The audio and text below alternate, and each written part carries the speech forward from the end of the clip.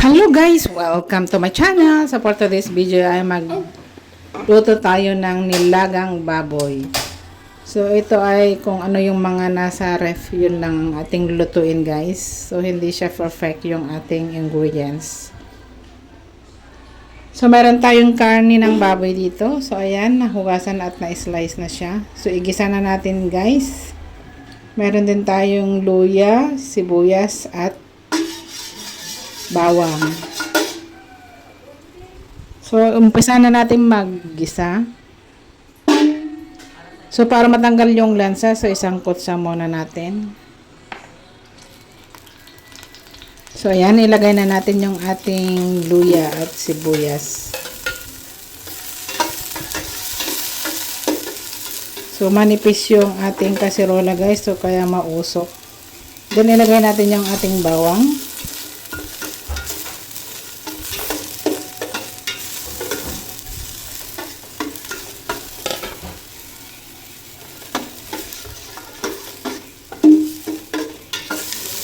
So, yan, ilagay na rin natin yung ating karne para igisa natin.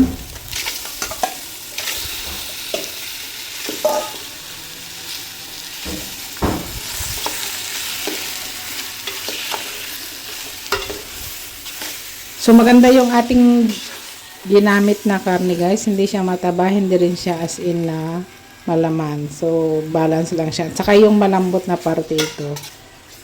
So, yan, sangkot sa natin.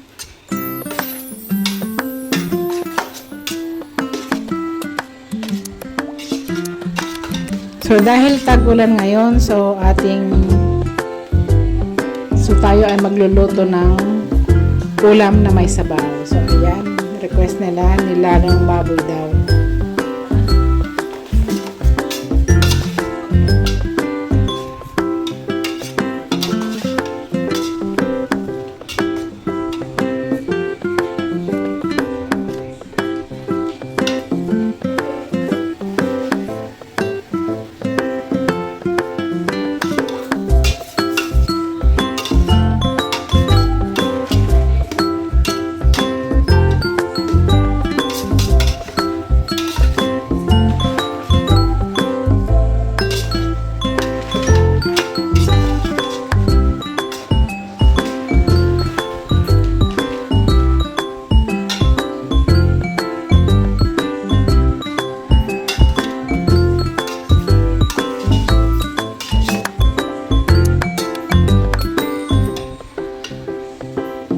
So, maglagay na rin tayo guys ng ating seasonings.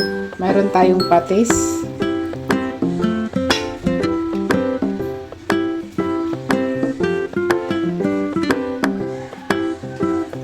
Then, meron din tayong black pepper.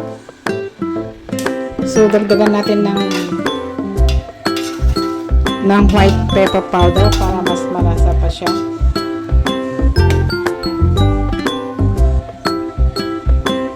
Then, lagyan natin ng tubig.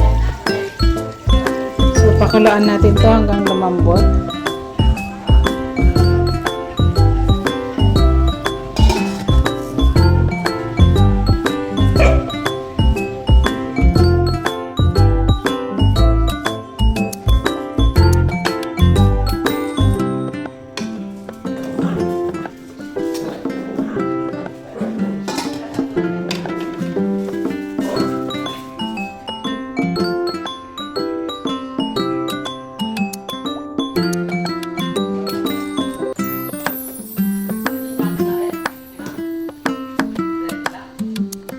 So, ayan, napalambot na natin. So, lasahan na natin kung tama lang yung ating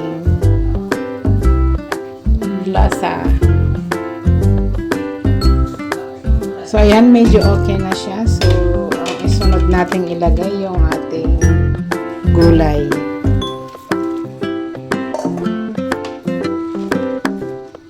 So, perfect yung ating sabaw ngayon guys kasi tag-ulan dito sa amin. So, masarap humigop ng sabaw.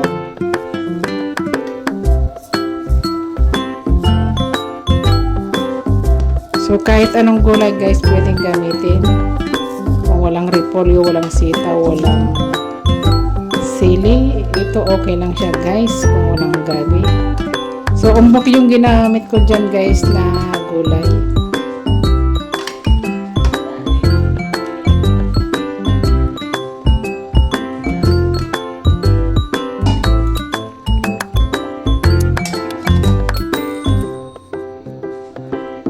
So ayan, perfect ang lasa. So ipaibabaw na lang natin yung ibang gulay, pampadami. Ayan, pwede na yan guys. Para sa pamilya. So, thanks for watching. See you in my next vlog. Please like and subscribe. Bye-bye.